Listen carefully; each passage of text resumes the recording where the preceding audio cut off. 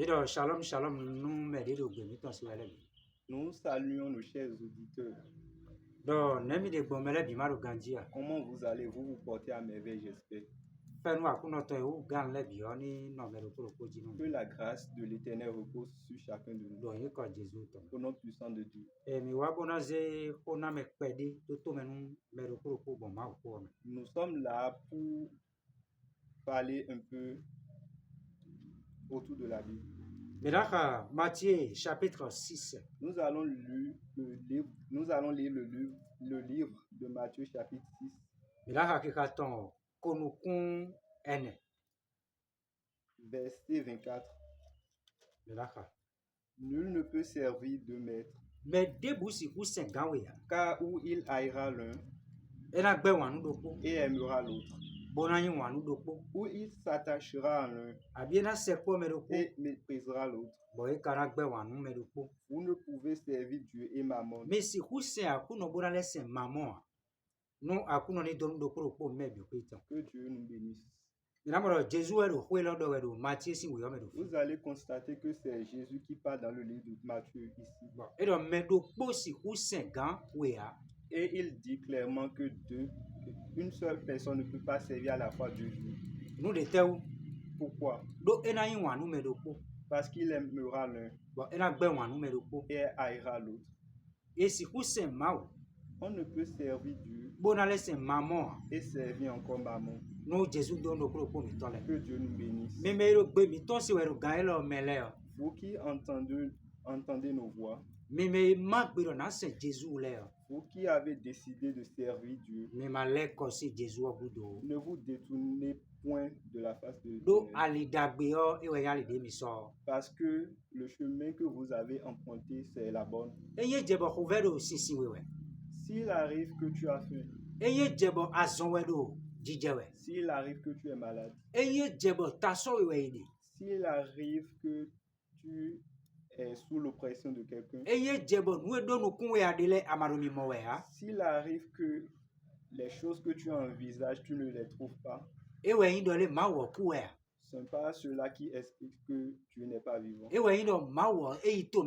n'est pas ce qui explique que Dieu a voyagé. Ce n'est pas ceci qui détermine l'incapacité de l'Éternel. Dieu ne voyage point. Il n'est point fatigué. Ce n'est pas parce que tu es pécheur. Dieu a un temps pour chaque chose. Et il sait le bon temps où il fera de bonnes choses. Parfois, toi, tu verras que tu cherches telle chose à cette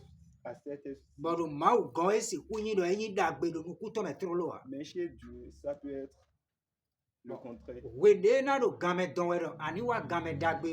Lorsqu'il prolongera le temps pour que tu viennes, c'est de là que tu verras que Dieu ne parle plus de toi. Un ami te dira, le Dieu que tu servis n'est point vivant. Si c'était un Dieu vivant que tu sais, la situation que tu traverses aura de résultats. Donc, viens faire ceci, viens faire cela. Ce qui te propose n'est pas un bon chemin. C'est un bon chemin que tu as pris. Si c'est ta pour ta guérison, sache que ce n'est point tard parce que Dieu a un heure pour chaque chose. Si tu cherches de l'argent et tu ne le trouves pas, sache qu'il y a un temps pour en avoir.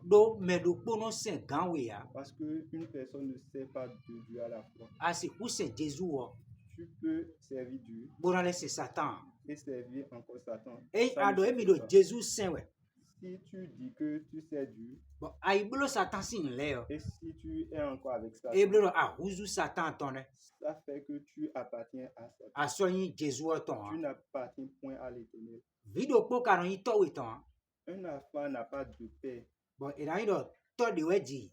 Si a fo wa fi, bon to de weji si ta wa fi yo edia. On ne peut pas dire qu'il a les caractéristiques d'un père et d'un autre encore. Mais le po ton ya nani.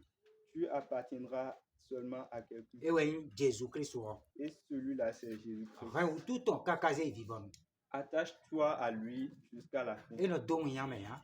Il ne renie point les gens. Zande dion ana bio gigotu. Tout à l'heure, tu entreras dans ta Zande dion ana konu. Tout à l'heure, tu seras en joie. Zande dion ana goko. D'ici peu, tu seras rassasié. Zande dion ana mason hebo. D'ici peu, tu trouveras la guérison. Nous Jésus don do pro mi tole. Que Dieu nous bénisse. Amen. Amen.